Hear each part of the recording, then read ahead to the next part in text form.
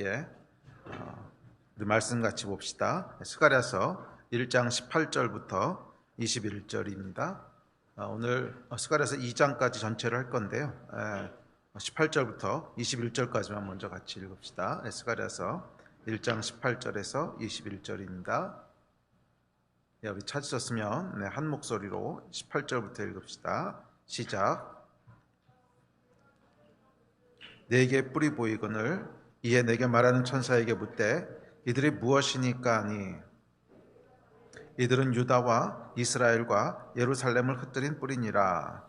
그때 여호와께서 대장쟁이 4명을 내게 보이시기로 그들이 무엇하러 왔나이까 하니 대답하여 이르시되 그 뿔들이 유다를 흩뜨려서 사람들이 능히 머리를 들지 못하게 하니 이 대장장이들이 와서 그것들을 두렵게 하고 이전의 뿔들을 들어 유다 땅을 흩뜨린 여러 나라의 뿔들을 떨어뜨리려 하느니라 하시더라.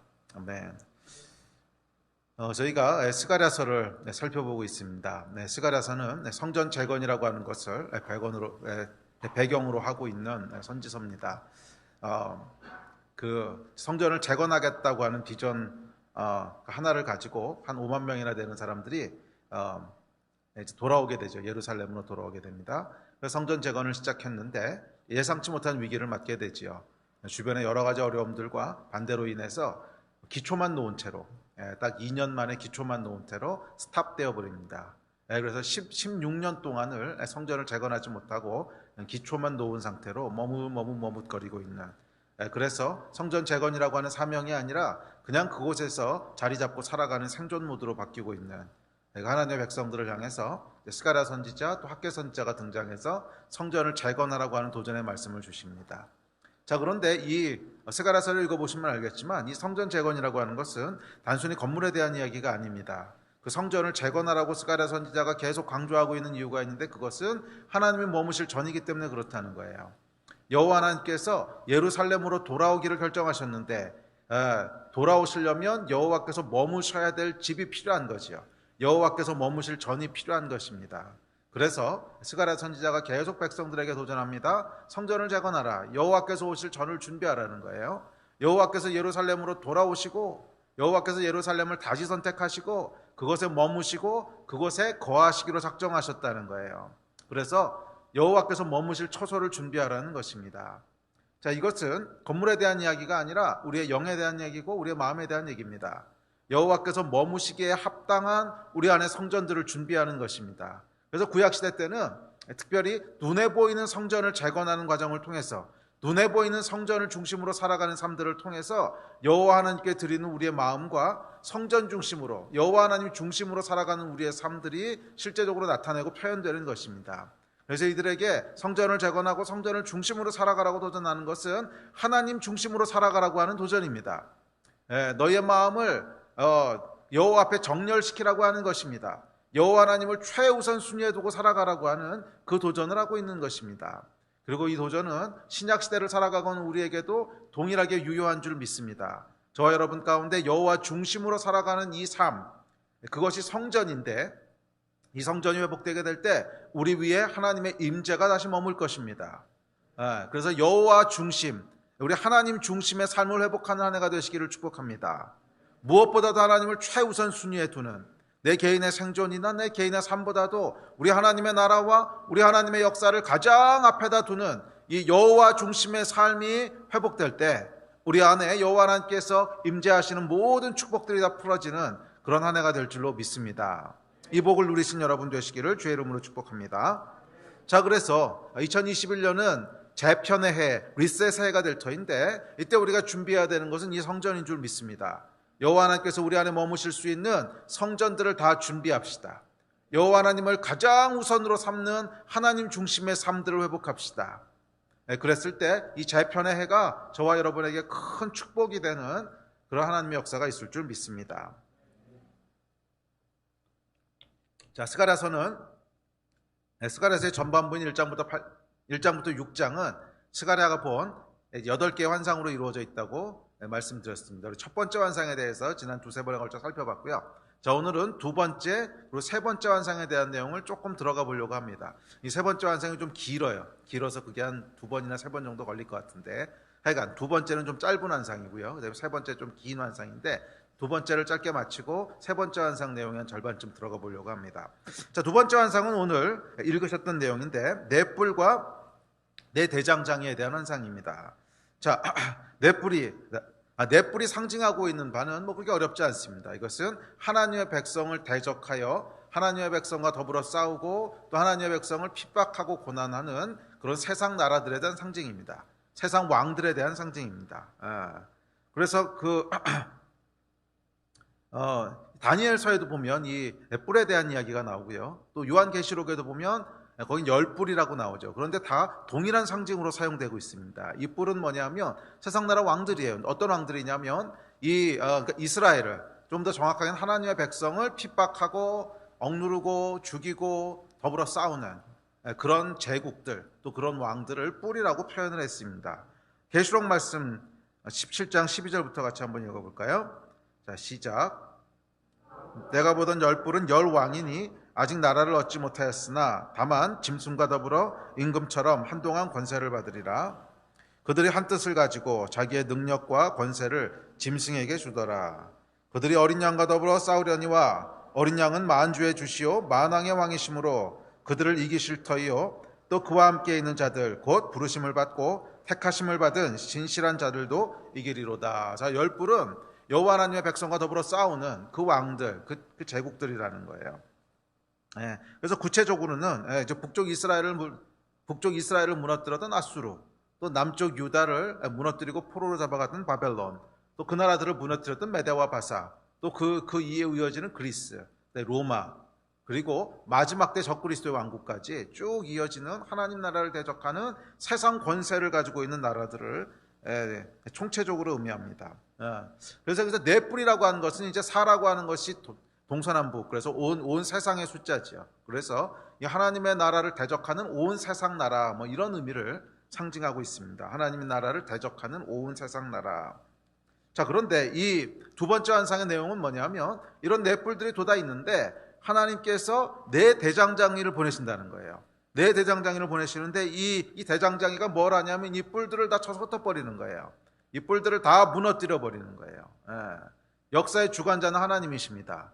그래서 이 두 번째 환상의 내용은 뭐냐면 하나님께서 하나님의 백성을 괴롭게 하고 하나님의 백성을 짓밟는 이방 나라들을 대장장이들을 보내서 다 무너뜨리시겠다는 거예요.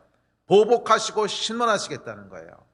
우리 지난번에도 말씀드렸지만 우리 하나님께서는 뒤끝이 있으세요. 당신 백성을 건드리는 자들에 대해서는 절대로 자비하지 않으세요. 주의 백성들을 건드리는 자들은 내 대장장이를 세우셔서 그들을 철저하게 무너뜨리시고 철저하게 뿔들을 박살낸다는 거예요. 그것이 두 번째 환상입니다. 그래서 두 번째 환상의 내용은 우리를 격려하고 우리를 위로하는 환상입니다. 너희가 지금은 비록 이방 나라의 압제 가운데 있고, 지금은 비록 너희가 세상에서 조롱당하고, 지금은 비록 너희가 세상에서 어려움을 겪고, 지금은 비록 세상에서 너희를 억압하고 핍박하는 것 같지만 잠깐 두면 하나님께서 내 대장장이를 보내셔서 그 네 뿔을 박살낼 거야. 그 네 뿔을 다 박살내버릴 거야. 떨어뜨려 버릴 거야 하는 것이 이 예언의 내용입니다. 그렇습니다, 여러분. 우리에게는 잠깐은 고난이 있을 수 있어요. 잠깐은 핍박을 받을 수 있어요. 그러나 하나님께서 우리의 원수들을 그냥 두지 않으신다는 거예요. 반드시 원수를 갚으시고 반드시 원수를 무너뜨리시는 분이신 줄로 믿습니다. 자, 그런데 여기 보면 주의해야 될 점이 하나 있습니다. 이 하나님께서 내 대장장이를 보내셔서 무너뜨리신다 그랬어요. 그 이야기는 주의 백성들의 힘을 강하게 하셔서 주의 백성들이 직접 보복하도록 하지 않으셨다는 거예요. 하나님이 일하시는 방식이에요. 주의 백성들을 막 강성하게 하셔서 주의 백성들로 직접 보복하도록 하지 않으셨다는 거예요. 주의 백성들을 구원하실 때 오히려 다른 왕들을 세우셔서 주의 백성들을 핍박하던 왕들을 무너뜨리시지요. 바벨론을 세우셔서 아수르를 무너뜨리시고, 메데바사를 세우셔서 바벨론을 무너뜨리시고, 또 그 뒤에 나오는 알렉산더 대왕을 일으켜서 메데바사를 무너뜨리시고, 섭리적으로 다른 강한 왕들을 일으키세요.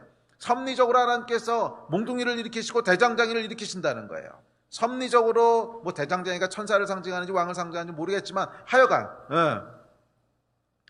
근데 그 21절에 보면 뭐라 그랬냐면 대장장이가 와서 이전의 뿔들을 들어 유다 땅을 흩뜨린 여러 나라의 뿔들을 떨어뜨리게 한대요.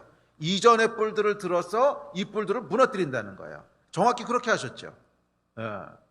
정확히 그렇게 하셨죠.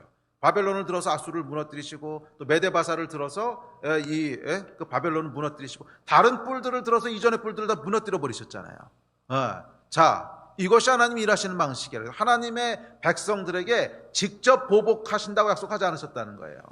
그래서 여러분, 교회는 특별히 하나님의 신약의 하나님의 백성인 교회는 우리의 직접 힘을 키워서 우리의 원수를 갚는다든지 그렇게 할 수 있거든요. 뭐 개인적인 보복이 아니라 주님의 공의와 또 주님의 나라를 위해서 뭐 주님께 대적했던 나라들을 우리의 힘을 가지고 무너뜨린다든지 이렇게 하면 안 돼요. 그것은 우리에게 허락된 권위가 아니라는 거예요.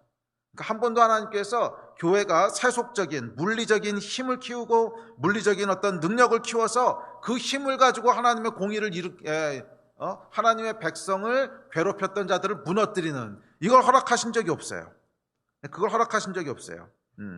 교회는 하나님의 공의를 이루기 위해서 물리적인 능력과 힘을 키우는 것이 아니에요. 교회가 억압으로부터 해방되고 승리하는 길은 스스로 물리적인 힘을 키우는 것이 아니라 하나님 앞에 영적으로 올바로 서는 거예요. 그러면 보복은 하나님이 하시는 거예요. 심판은 하나님이 하시는 거예요. 교회가 심판을 하는 것이 아니에요. 교회가 심판의 기준이 될 수는 있습니다. 그렇지만 우리가 물리적인 힘을 가지고 세상에 어떤 영향력을 미친다든지 뭐 하나님 원수를 갚는다 이렇게 하는 것이 허락된 적이 없다는 거예요. 교회가 해야 될 일은 하나님의 지지하심을 받을 수 있는 자리에 그냥 서는 거예요. 하나님이 우리를 지지하실 수 있는 그 올바른 길에 서는 거예요. 그것이 교회가 해야 될 일인 줄 믿습니다.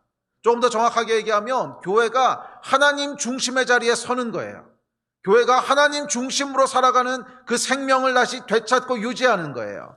그래서 그 자리에 서서 우리가 살아가고 있을 때 우리의 원수들에게 보복하시고 신원하시는 것은 하나님께서 섭리적으로 역사하시는 것이지 교회의 힘을 강하게 해서 교회가 직접 치도록 하신다고 약속한 적이 없다는 거예요. 이 원리를 여러분 잘 기억합시다. 이 원리를 잘 기억합시다. 그래서 우리가 보복하는 것이 아니에요. 모든 심판과 원수 갚는 일은 하나님의 손에 있어요. 모든 심판과 원수 갚는 일은 하나님의 손에 있어요. 인간은 여러분 입법자도 아니고 준행자도 아니에요. 심판자도 아니에요. 우리는 그냥 하나님 앞에서 하나님의 말씀을 순종하는 자일 뿐이에요. 모든 보복하시고 심판하시고 판단하시고 신원하시는 것은 다 하나님께 속한 일이에요. 우리는 오직 하나님 앞에 영적으로 바로 서기 위해서 힘쓸 뿐이에요. 오직 하나님 앞에 영적으로 바로 서기 위해서 힘쓸 뿐이에요. 그랬을 때 하나님께서 당신의 일을 행하실 줄로 믿습니다. 자, 그래서 저희가 세상 정치가들을 위해서 기도하는 것은 그러니까 이것을 조금 다른 뷰로 바라보면 세상 정치가들을 위해서 기도하는 것은 그 사람이 꼭 신실한 하나님의 사람이기 때문에 하나님이 사용하신다 이렇지 않을 수도 있다는 거예요. 그냥 하나님께서 몽둥이를 쓰시는 수도 있다는 거예요. 그렇지 않습니까? 그러니까 하나님께서 원수된 나라들을 치시고 무너뜨리실 때 신실한 하나님의 종들을 사용하셔서 그렇게 하지 않으셨어요. 그냥 세상 왕들을 들어서 그냥 그렇게 사용하셨어요. 그래서 우리가 세상의 정치인들을 위해서 기도할 때도 하나님의 공의를 이룰 수 있는 사람들을 세워주십시오라고 기도하는 거예요. 그리고 그 사람이 꼭 신실한 크리스찬이 아닐 수도 있다는 거예요. 물론 뭐 신실한 크리스찬일 수도 있고 그러면 더 좋을 수도 있지만 꼭 그렇지 않을 수도 있다는 거예요. 뭐 그 사람이 설령 하나님 크리스찬이 아닐 수도 있다는 거예요. 그럼에도 불구하고 하나님이 일하시는 방식으로 인하여 하나님께서 당신의 공의를 이루시고 주님의 보복을 행하실 때 꼭 신실한 하나님의 사람들을 쓰시는 게 아니잖아요. 그냥 들어서 이전의 뿔들을 들어서 지금 뿔을 치시는 이 하나님의 섭리로 인하여 우리가 그렇게 기도할 수 있다는 거예요. 하나님의 공의를 이루는 사람들을 세워주십시오. 하나님의 공의를 이루는 사람이 지도자로 서게 해주십시오. 이 기도를 해야 되는 거예요. 꼭 크리스찬이 아닐 수도 있어요, 그 사람이. 그러나 하나님의 공의와 뜻들을 이루어가는 사람, 그런 사람을 하나님 사용해달라고 그렇게 기도할 수 있어요. 아멘. 자, 그래서 이것이 두 번째 환상이고 내용입니다. 그래서 2021년 이 재편이 일어날 때 주님께서 대장장이들을 보내셔서 올 한 해 동안 주님을 대적하고 주의 백성들을 핍박했던 뿔들을 무너뜨리시는 해가 되기를 축복합니다. 주의 백성들을 핍박하고 주의 백성들을 억울하게 했던 이 모든 신원함과 보복함을 하나님께서 4명의 대장장이를 통해서 이루시는 그런 한 해가 되기를 주의 이름으로 축복합니다. 그 이야기는 교회가 힘을 키워서 원수 갚자는 얘기가 아닙니다. 절대 아닙니다. 교회는 그냥 더 신실하게 하나님 앞에 나아가는 거예요. 더 정직하게 하나님 앞에 나아가고 더 예배하는 마음으로 하나님 앞에 나아가고, 그랬을 때 하나님께서 섭리적으로 이 일들을 이루실 것을 위해서 기도하자는 거예요. 그런 한 해가 되기를 주의 이름으로 축복하고 축원합니다. 아멘. 자, 세 번째 환상으로 넘어가겠습니다. 세 번째 환상은 측량지를 잡은 자에 대한 환상인데 2장 전체입니다. 2장 전체가 이제 세 번째 환상인데 조금 길지만 2장 전체를 같이 읽고 우리 다음으로 넘어갑시다. 자, 2장부터 읽겠습니다. 2장 1절부터 있습니다. 시작. 내가 또 눈을 들어본 즉 한 사람이 측량줄을 그의 손에 잡았기로 내가 어디로 가느냐 모른즉 그가 내게 대답하되 예루살렘을 측량하여 그 너비와 길이를 보고자 하노라 하고 말할 때 내게 말하는 천사가 나가고 다른 천사가 나와서 그를 맞으며 이르되 너는 달려가서 그 소년에게 말해 이르기를 예루살렘은 그 가운데 사람과 가축이 많으므로 성곽 없는 성읍이 될 것이라 하라.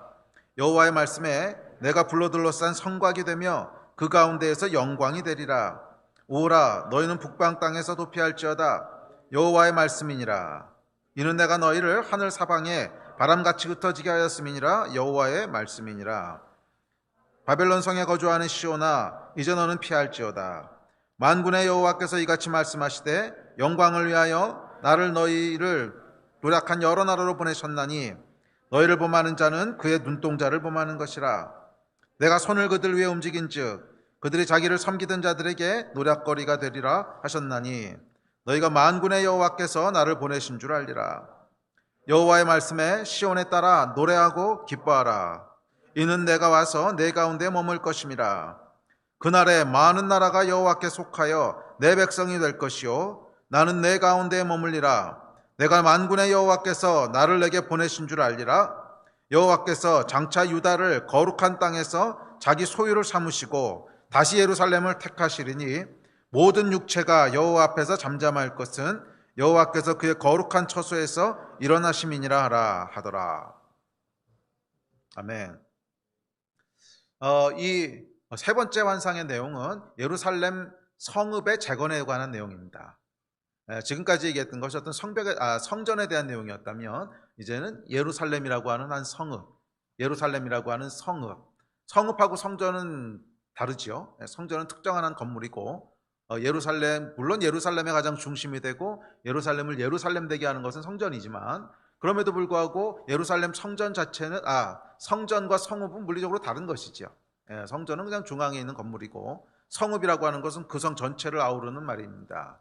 그래서 밖에 성벽도 있고 거기 집들도 있고 뭐 장터도 있고 길도 있고 이 전체의 성읍을 아우르는 말입니다. 근데 세 번째 환상은 뭐냐면 이 성읍 전체의 재건에 대한 얘기예요. 성전이라고 하는 특정한 한 포인트가 아니라 예루살렘이라고 하는 성읍 전체를 재건하는 그 이야기를 그 약속을 얘기하고 있는 것이 세 번째 환상입니다. 자, 이 성읍과 성전이 영적으로 의미하고 있는 바가 조금 차이가 있습니다. 성전이라고 하는 것은 뭐냐면 하나님 중심의 영적인 삶을 의미합니다. 그렇죠? 성전을 중심으로 살아간다라고 하는 것은 하나님 중심으로 살아가는 영적인 삶을 상징합니다.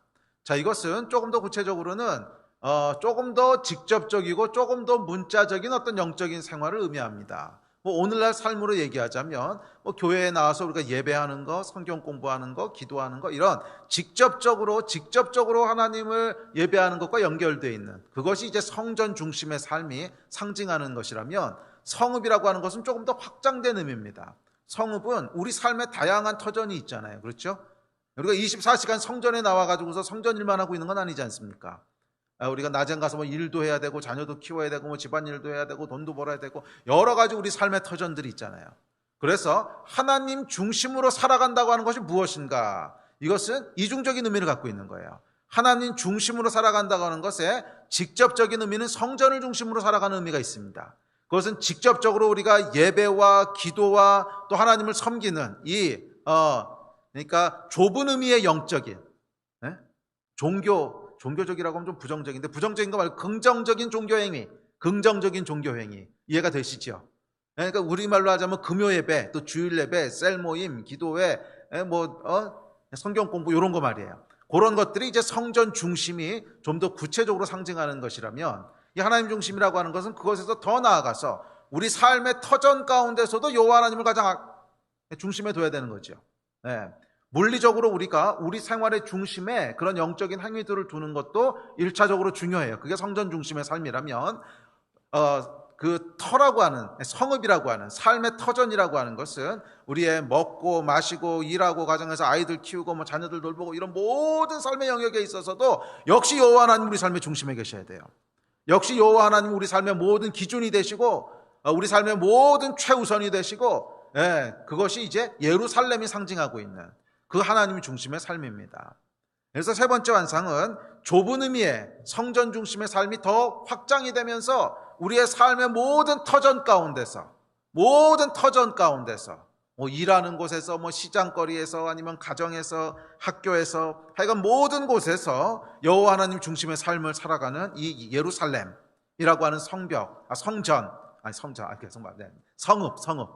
성벽을 가지고 있는 성읍, 그 성읍이 회복되는, 좁은 의미의 회복과 넓은 의미의 회복, 성전의 회복과 성읍의 회복. 그래서 예루살렘이라고 하는 성읍을 내가 회복하리라 하는 얘기는 하나님의 백성들이 그들의 삶의 터전에서 하나님 중심으로 살아가는 것들을 회복시키시겠다는 거예요. 그 약속을 하고 있습니다. 자, 이것이 세 번째 환상이 가장 중요한 이제 중심되는 메시지입니다. 자, 여러분, 우리가 이 세상에 살아가기 위해서는 터전이 필요합니다. 성전만 있다고 되는 것이 아니라 터전이 필요합니다. 의식주도 해결해야 되고, 직장도 있어야 되고, 재정도 필요하고, 건강도 관리해야 되고, 자녀도 키워야 됩니다. 또 국가 구성원으로서 세금도 내고 책임을 다해야 되고요. 가족과 공동체의 안정도 지켜야 됩니다. 그러니까 하나님 백성에게는 성전의 삶만 있는 것이 아니라 성읍에서의 삶도 존재한다는 거예요. 그래서 하나님 중심으로 살아간다고 하는 것은 1차적으로 성전 중심의 직접적인 영적인 행위를 통해서 그것을 우리 삶의 가장 중심에, 우리 스케줄의 가장 중심에 놓고 그렇게 살아간다고 하는 것이고, 그것이 이제 확대돼서 매일매일 살아가는 성읍의 삶, 매일매일 살아가는 성읍에서의 삶의 터전으로까지 다 확대되는 거예요. 그래서 여러분, 구약에 나타난 이 하나님의 백성들에게 주셨던 율법을 보면 제사법만 있는 게 아니에요. 그 성전에서 제사 드리는 법만 있는 것이 아니라 규례와 법도들이 있죠. 이웃과의 관계에서는 어떻게 해야 되는지, 건강은 어떻게 관리해야 되는지, 아내와 남편은 어떻게 해야 되는지, 이 아주 삶의 구체적인 것들을 알려주는 규례와 법도들이 함께 있단 말이에요. 제사법만 있는 게 아니라는 거예요. 그래서 여호와 하나님 중심으로 살아간다고 하는 것은 삶의 중심에 성전을 두고 제사법을 쫓아서 하나님을 참 가운데 두는 것이지만, 그것이 확장되어서 삶의 모든 영역 속에서, 성읍의 삶 속에서, 그곳에서 하나님의 백성이 마땅히 지켜야 될 그런 삶들, 이웃 간의 도리들, 가정에서의 삶, 공동체에 대한 책임, 그런 것들을 주의 말씀대로 주님 중심으로 살아가는 것을 함께 포함합니다. 자, 그래서 스가랴의 세 번째 환상은 하나님께서 이 성읍 예루살렘을 재건하시겠다는 거예요. 당신 백성들이 살아갈 삶의 터전들을 재건하시겠다는 거예요. 삶의 터전들을 재건하시겠다는 거예요. 그래서 2021년 여러분의 삶 가운데 삶의 터전들이 회복되는 한 해가 되기를 주의 이름으로 축복합니다. 여호와 하나님께서 여러분의 삶의 터전들을 다시 회복시켜 주시는 그런 해가 되기를 주의 이름으로 축복합니다. 자, 그런데 이 2장의 내용들을, 세 번째 환상의 내용들을 쭉 읽어보시면 아시겠지만, 이 예언이요, 물리적으로 완전히 성취되지 않았어요. 부분적으로 성취된 것들도 있는데 물리적으로 완전히 성취되지 않은 부분들이 있어요. 그래서 예를 들면 3절이나 4절 같은 경우에, 그러니까 예루살렘이 성벽이 없을 것이고 가죽이 심이 많을 것이고 이런 예언들, 또 여호와 하나님께서 친히 성벽이 되실 거고, 이런 예언들은 물리적으로 성취된 적은 없거든요. 자, 그러니까 이 예언이 어떤 성취인가 하는 것을 우리가 조금 추측해 볼 수 있습니다. 그래서 이 예언은 사실은 세 가지 단계를 통해서 성취됩니다. 세 가지 단계를 통해서 성취되는데, 첫 번째 단계는 느헤미야의 성벽 재건. 그것이 성전이 지어지고 나서 한 세기까지는 아니고, 그러니까 BC 444년에 성전 재건은 BC 516년에 시작해서 몇 년에 끝나죠? 20년에 다 시작하나? 하여간 BC 500 몇 년이거든요. 자, 그때 성전이 재건되고 한 80년 정도 지나고 나서, 한 7, 80년 지났나요? 그리고 나서 이제 느헤미야가 그 다음에 성벽을 재건하죠. 그래서 그것을 통해서 일부분이 성취가 됩니다. 실제 물리적으로 예루살렘 성이라고 하는 것이 회복이 됩니다. 그 1차적인 회복이고, 두 번째는요, 두 번째는 어떻게 응답되냐면, 신약 시대를 살아가는 신약의 백성, 크리스천들에게 영적인 의미로 성취가 됩니다. 그러니까 2장의 말씀이.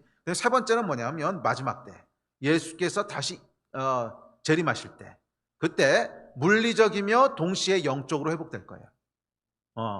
그래서 물리적으로 이스라엘이 회복되는데, 물리적으로 이스라엘이 회복되면서 실제로 하나님이 약속하셨던 이스라엘의 회복이 영적으로도 함께 성취되는, 그것이 왜 가능하냐면, 마지막 때는 하늘과 땅이 하나 될 거라 그랬거든요. 그러니까 지금은 여러분 하늘과 땅이 갈라져 있죠. 우리 카이로스 크로노스 할 때 맨날 얘기했죠. 그래서 구약 시대 때는 이 땅에 있는 모양대로 성취가 됐다면, 신약 시대 때는 영적인 의미로 성취가 되는데, 마지막 때는 하늘과 땅이 하나가 되면서 물리적이면서 동시에 영적으로 성취가 되는 거예요. 그래서 스가랴서는 여러분 특별히 마지막의 마지막, 그러니까 예수님이 재림하셔서 하늘과 땅이 하나 되고 새 예루살렘이 만들어지는 그 마지막 때에 대한 내용들을 뒷부분에 아주 깊게 다루고 있습니다. 그래서 새 예루살렘의 회복에 대한 내용이 가장 디테일하게 다뤄진 건 스가랴서예요. 그러니까 스가랴서 후반부 12절, 13절, 12, 13, 14, 14장에 가면 가장 디테일하게 다루고 있습니다. 자, 그래서 약간 그렇게 성취된다고 하는 거예요. 자, 이 중에서 우리에게 중요한 것은 두 번째입니다. 과거에 성취된 거고, 미래에 성취될 건 아직 미래의 얘기고, 우리가 지금 살아가는 이 시대에 영적으로 어떻게 성취될 것인가 하는 것에 가장 집중해야 될 거라고 믿습니다. 자, 그래서 두 번째, 영적으로 성취되어지는 부분을 중심으로 해서 좀 살펴보려고 합니다.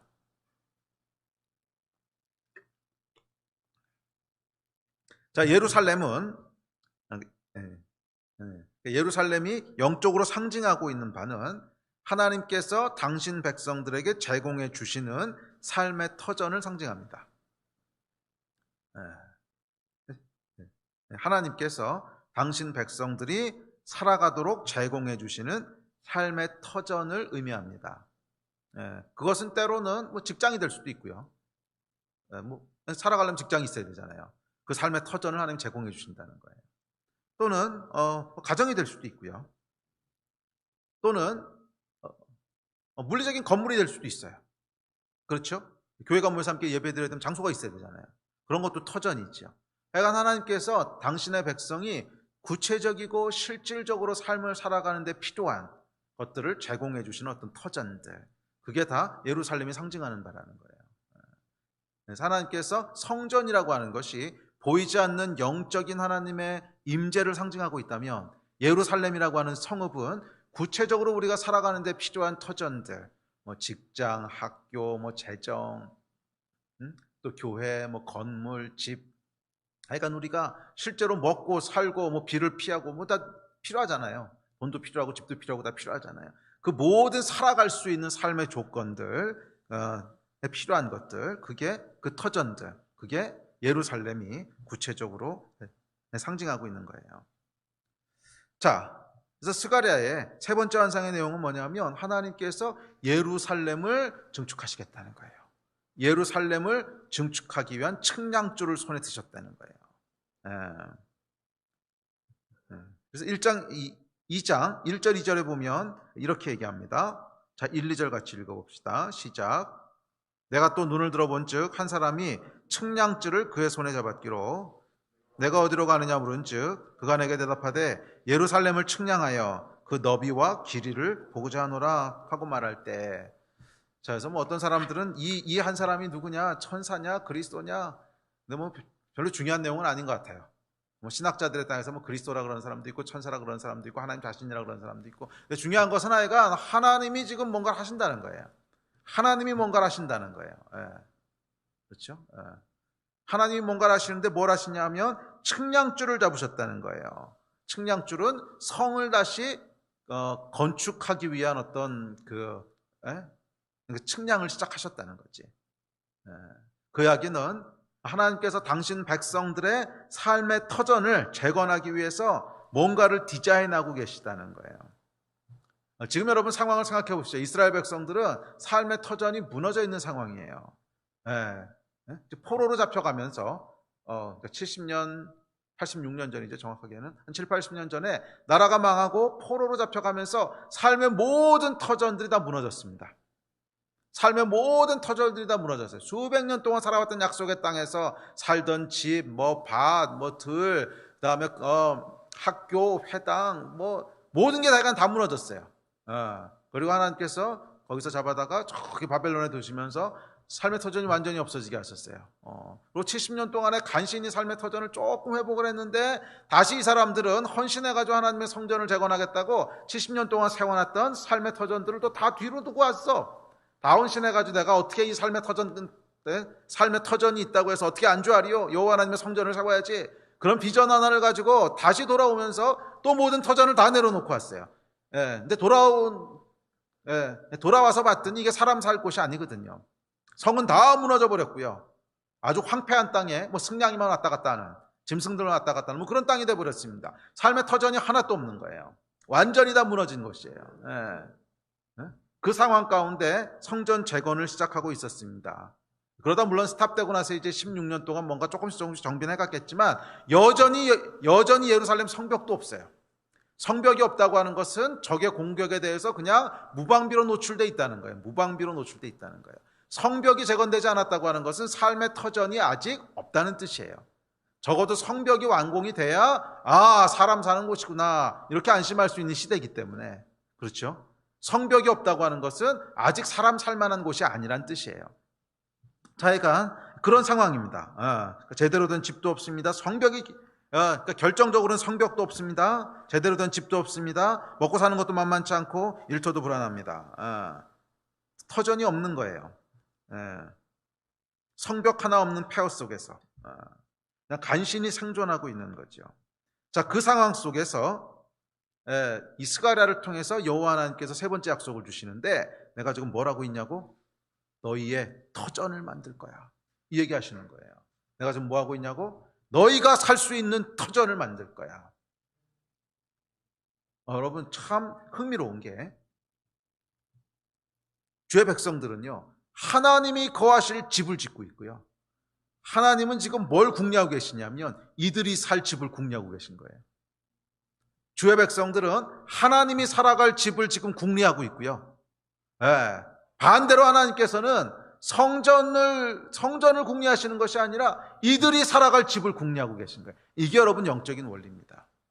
우리가 여호와 하나님의 집을 세우겠다고 헌신하여 주 앞에 나갈 때 우리의 삶의 터전을 누가 세우신다는 거예요? 하나님이 세우신다는 거예요. 그게 세 번째 완성이에요.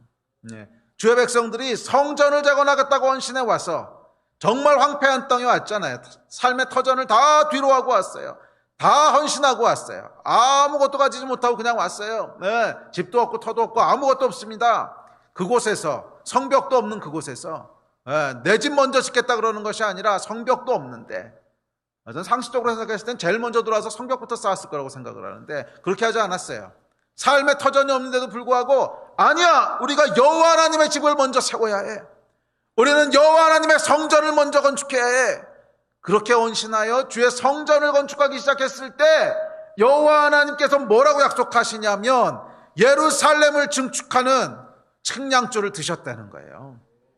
예루살렘을 건축하는 측량줄을 드셨다는 거예요. 이들의 삶의 터전을 세우기 위해서 뭔가를 시작하셨다는 거예요. 그게 여러분 영적인 원리입니다.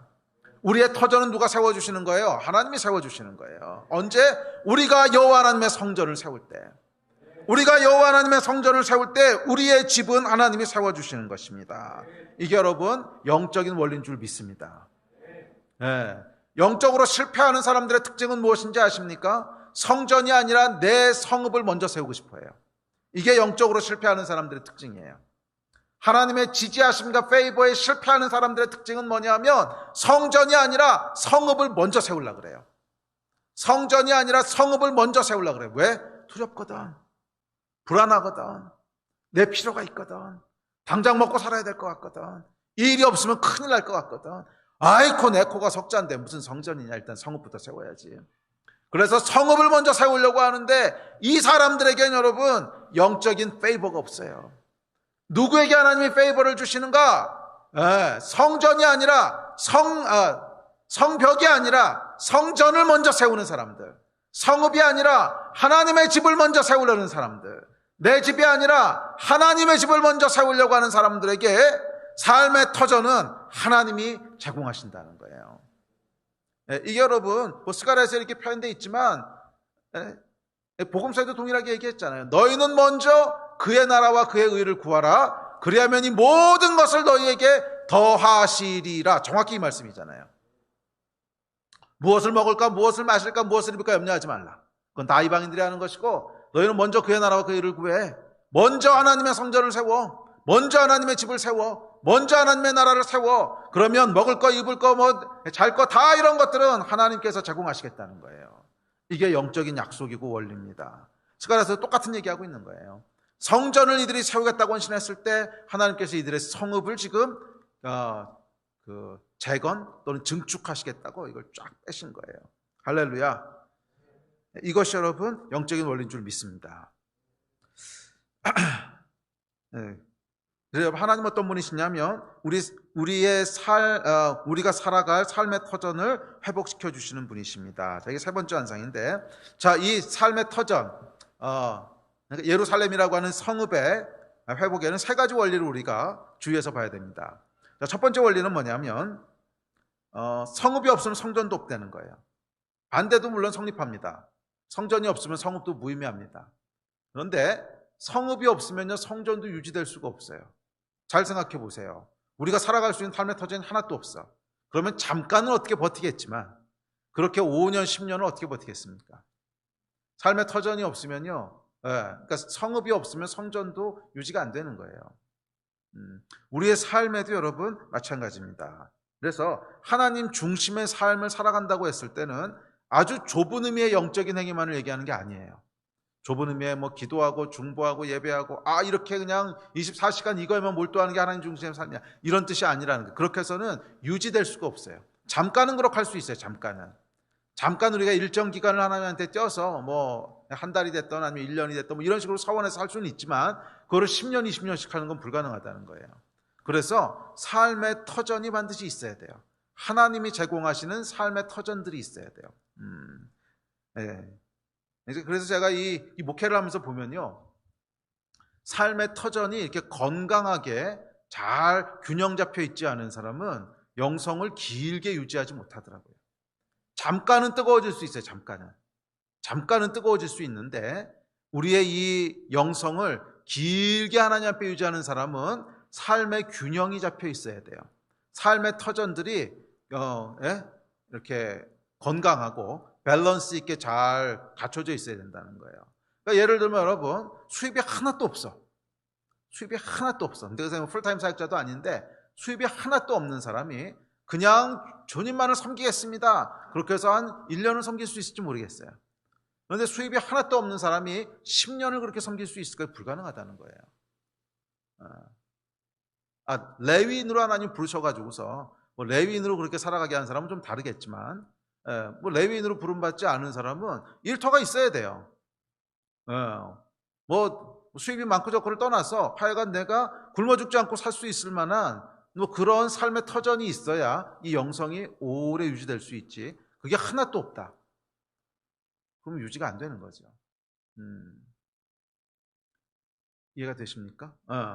자, 그래서 실제로 보면 이런 삶의 터전들에 대해서 좀 감이 없으신 분들이 가끔 있어요. 그냥 너무 열정이 앞서다 보니까, 너무 하나님 앞에 열정이 앞서다 보니까 좁은 의미의 영적인 의미에 그냥 올인을 해버리고 삶의 터전은 그냥 무시하시는 분들이 있는데, 제가 목회하면서 이렇게 지켜보니까 그런 분들은 잠깐은 뜨겁긴 한데 길게 유지하는 건 못 봤어요. 길게 가면 다 무너져요. 그래서 여러분, 성읍이 없는데 성전이 어떻게 있겠어요? 예루살렘이라고 하는 성읍이 없으면 성전을 어디다 짓겠어요? 성읍이 있으니까 그 성읍 안에 성전을 짓는 거죠. 우리 삶의 터전이 밸런스 있게, 균형 있게, 건강하게 갖춰져야 됩니다. 그래야만 정상적으로 성전이 세워질 수가 있어요. 자, 두 번째 원리가 있습니다. 자, 두 번째 원리는 뭐냐면, 그럼에도 불구하고 성전을, 오늘 자꾸 성전하고 성읍이 헷갈리는데, 성읍을요 너무 완벽하게 갖추려고 노력하지 말라는 거예요. 아주 중요한 원리예요. 성읍을 너무 완벽하게 갖추려고 하지 말라는 거예요. 그래서 이 하나님이 일하시는 원리를 보면 참 흥미롭습니다. 그러니까 이들이 이제 헌신해서 이제 바벨론으로부터 돌아왔습니다. 성전을 짓겠다고 돌아왔는데, 처음부터 이들에게 하나님께서 완전한 터전을 주시지 않았다는 거예요. 처음부터 완전한 터전을 주신 것이 아니라 처음에는요 어떤 의미에서 최소한의 터전만을 허락하십니다. 최소한이라고 하는 것은 뭐냐면 하여간 삶이 유지될 수 있는, 보호하시는데 하여간 적군으로부터 죽지 않을 정도로 보호해 주세요. 처음부터 완전한 성벽이 다 갖춰져 있지 않다는 거예요. 그냥 간신히 보호받을 정도로만 하나님께서 허락하세요. 또 집이나 먹고 사는 것도 그냥 불편하긴 하지만 하여간 죽지 않을 정도로, 살아갈 수 있을 정도로 그렇게 하나님이 허락하셨어요. 처음부터 모든 것을 쫙 완벽하게 갖춰놓으시고 딱 돌아왔더니 이미 예루살렘 성벽이 쫙 서 있고 그 안에 집도 쫙 갖춰져 있고 웰컴, 그러면서 주의 백성들이 탁 오면 이미 그냥 집 쫙 다 모든 것이 완벽하게 갖춰져 있는데 들어가서 자 이제부터 성전 짓자 이렇게 안 하셨다는 거예요. 하실 수 있는 능력이 없어서 안 하신 건 아니잖아요. 하실 수 있는데 그렇게 안 하셨어요. 굉장히 미니멈을 주셨어요. 굉장히 미니멈. 보호도 하여간 죽지 않을 정도로 보호해 주셨고요. 살아가는 것도 생존할 정도로 살아가게 하셨어요. 자, 그러니까 원리예요, 원리. 원리가 뭐냐면 처음에 하나님께서 완벽하게 모든 걸 주지 않으신다는 거예요. 삶의 터전을 주시는데 처음에는 필요한 만큼만 주세요. 필요한 최소량을 주세요. 이게 뭐냐면 하나님의 테스트예요. 무슨 테스트냐면 정말 우리의 우선순위가 무엇인지를 보시는 거예요. 정말 우리의 우선순위가 무엇인지를 보시는 거예요. 하나님 중심의 삶을 살아가는가. 이 하나님께서 우리에게 터전을 주셨을 때 그 터전은 뭐예요? 매일매일의 삶 가운데 하나님 중심의 삶을 살아가는 게 궁극적인 터전이잖아요. 그런데 하나님께서 물리적으로 완벽한 터전을 주셔놓으면 그러면 이제 주의 백성들이 무엇을 해야 되냐면 그 완벽한 물리적인 터전 위에서 하나님 중심으로 살아가는 삶들을 실현해내야 되는데 그게 갖춰져야 된다는 거예요. 그래서 하나님께서 이 영적인 것을 준비시키시기 위해서 처음부터 물리적으로 완벽한 터전을 주지 않으세요. 처음엔 물리적으로 그냥 미니멈 터전을 주시고 그 터전 위에서 하나님 중심으로 살아가는 삶을 이들이 살아낼 수 있는가를 지켜보세요. 그리고 그것이 갖춰지기를 기다리세요. 그래서 비록 우리의 삶이 불편하고 비록 우리의 삶에도 많은 필요들이 있고 비록 우리의 삶에도 내 코가 석자고 그럼에도 불구하고 이들이 정말 여호와를 가장 중심에 둔 삶을 살아가는가? 그럼에도 불구하고 성전을 가장 중요하게 생각하는 삶을 살아가는가? 이걸 하나님 지켜보시는 거예요. 그 과정이 반드시 있어요. 터전을 제공하시는데 이 과정 없이 제공하시는 일은 없다는 거예요. 만약에 처음부터 모든 것이 대박나서 완벽하게 다 갖춰졌다. 그럼 그 사람은요 분명히 중간에 넘어집니다. 분명히 중간에 넘어져요. 사람은요 배부르고 등 따시면 절대 하나님 잘 안 찾습니다. 그리고 모든 것이 완벽하게 갖춰지잖아요. 그러면 더 이상 내 삶을 먼저 두는지 하나님의 삶을 먼저 두는지 이런 고민할 필요도 없어. 내 삶에 이미 모든 게 다 갖춰져 있기 때문에 그냥 하나님 섬기면 돼, 여유롭게. 이거 하나님 원하시는 게 아니라 우리 마음을 보시는 거거든요. 그 마음의 중심에 정말 하나님을 먼저 생각하는 그 마음이 있는가, 이거 보기 원하시는 거거든요. 그거는 언제만 점검되냐면 내 삶에도 필요가 있을 때 그때만 점검되는 거예요.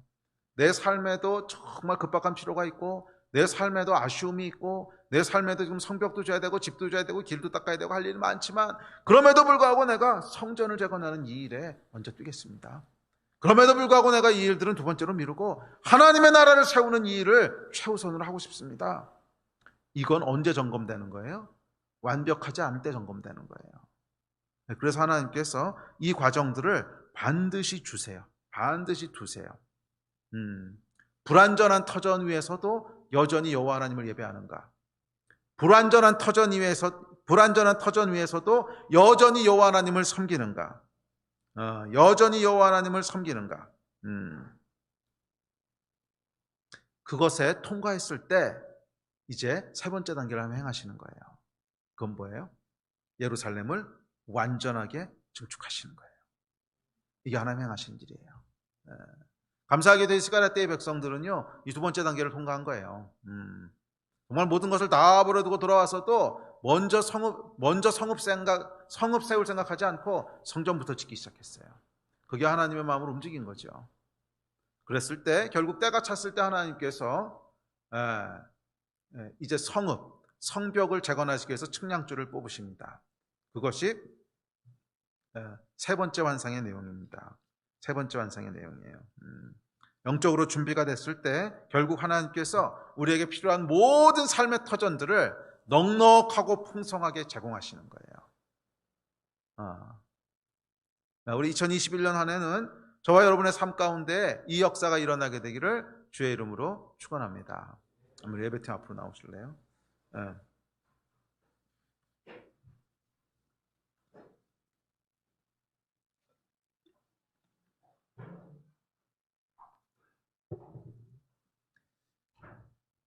여러분, 2021년에 여호와 하나님께서 저와 여러분을 위하여 예루살렘 성벽을 재건하기 위해서 줄을 뽑으셨습니다. 아멘이십니까?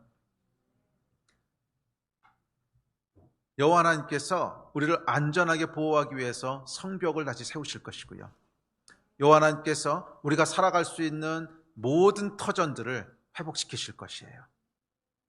우리가 머물 집, 우리가 일할 일터, 깨어졌던 관계들, 가정, 건강, 모든 터전들을 하나님께서 완전하게 하실 줄 믿습니다. 이 약속이 이루어진 한 해가 되기를 믿습니다. 이 재편이 일어나는 때에 분명히 하나님께서 이 재편을 계획하고 계시다고 믿습니다. 측량줄을 뽑으셔서 지금 재편을 어떻게 할까 디자인하고 계신 건데, 재편을 어떻게 할까 하나님께서 측량하고 계신 거예요. 얘네 집을 얼마나 사이즈로 지을까? 길은 얼마나 사이즈로 낼까? 얘네 일터는 얼마나게 만들까? 지금 줄을 뽑아서 측량하고 계신 거예요. 여호와 하나님께서 뭔가를 디자인하고 계시다는 거예요. 이 재편의 때에 여호와 하나님께서 저와 여러분의 삶의 터전 예루살렘 성읍을 계획하고 계세요. 우리를 원수로부터 안전하게 보호할 성벽을 재건할 것을 계획하고 계시고, 우리가 살아갈 집터를 계획하고 계시고, 일터도 계획하고 계시고, 건강도 계획하고 계시고, 재정도 계획하고 계시고, 다 계획하고 계세요. 측량줄을 뽑으셨어요. 믿으셔야 됩니다. 2021년 하나님께서 이 일들을 행하실 것이에요. 그런데 누구에게 이 역사가 일어날 것이냐 하면, 우리 안에 여호와 하나님의 성전을 먼저 재건하는 사람, 이 테스트를 통과한 사람, 비록 부족함이 있고 내게도 필요가 있고 내게도 어려움이 있고 내게도 해결해야 될 여러 가지 문제들이 있지만, 이 모든 일들에 앞서서 나는 여호와 하나님의 집을 먼저 세우겠습니다. 나는 여호와 하나님의 나라를 먼저 세우겠습니다. 나는 하나님의 성전을 먼저 건축하겠습니다. 이 삶, 이 마음의 태도가 준비된 자들에게 하나님께서 이 약속을 이루실 것이에요. 이것이 여러분 영적인 원리고 약속인 줄 믿습니다. 우리가 여호와 하나님의 집을 세우겠다고 헌신했을 때 하나님께서 우리의 집을 세우시는 거예요. 우리가 여호와 하나님의 집을 세우겠다고 헌신했을 때 하나님께서 우리의 터전을 세우시는 거예요. 이 원리를 따라 사시는 저와 여러분이 됐으면 좋겠어요. 영적으로 실패하는 사람들이 빠지는 동일한 함정이 그거예요. 성읍을 먼저 짓고 싶어 하는 거예요. 성읍을 먼저 짓고 싶어 하는 거예요. 나의 필요들이 있고 나의 두려움이 있고 나의 불안함이 있으면 그것을 먼저 해결하고 싶어 해요. 나한테도 이렇게 일이 많은데 뭐 하나님 그거 뭐 그냥 조금 미뤄두지 뭐, 아니면 딴 사람들이 할 거야. 아니요 여러분, 이것은 무너지는 길입니다. 절대로 그 길을 선택하시면 안 돼요. 우리가 선택해야 될 것은 딱 하나예요. 내 삶이 어떠하든지, 내가 부하든지 가난하든지, 내가 집에 있든지 없든지, 나에게 힘든 일이 있든지 기쁜 일이 있든지 관계없이 나의 모든 삶의 목표와 나의 모든 삶의 원함과 나의 삶의 모든 우선순위는 하나님의 나라와 하나님의 집을 세우는 것입니다. 이 마음, 이 태도가 있을 때 하나님께서 성읍들을 회복시키실 거예요. 성읍들을 회복시키실 거예요. 저는 이 코로나의 재편이 그것을 테스트하는 기간이라고 믿습니다. 코로나가 재편되기 시작하면, 이 팬데믹이 끝나고 재편되기 시작하면 분명히 많은 필요들이 있을 거예요. 분명히 많은 필요들이 있을 거예요. 재정부터 시작해서 각종 필요들이 있을 텐데, 그때 하나님께서 물으실 거예요. 너는 성전을 먼저 세울 거냐? 아니면 성읍을 먼저 세울 거냐? 성전을 세우는 자들은 결국 하나님이 주시는 가장 완전한 성읍을 소유하게 되지만, 성읍을 세우려고 하는 자들은 성읍과 성전을 다 잃어버리는 거예요. 성읍과 성전을 다 잃어버리는 거예요. 둘 다 잡는 사람이 되십시오. 둘 다 잡으시려면 성전을 세우셔야 돼요. 그게 우리의 사명입니다. 그리고 우리의 성읍은, 우리의 터전은 여호와 하나님께서 공급하시는 것을 지켜봅시다. 과연 하나님이 우리의 성읍을 어떻게 디자인하시고 얼마나 사이즈로, 얼마나 길이로, 얼마나 깊이로 지으실지 기대되지 않습니까? 우리의 성읍을 하나님께서 가장 완전하고 아름다운 형태로 지으실 거예요. 우리가 해야 될 것은 하나님의 성전을 가장 아름답고 가장 완전한 형태로 지어나가는 거예요. 이 일이 이루어지고 임하는 한 해가 되기를 주의 이름으로 축복합니다. 아멘. 우리 같이 기도합시다.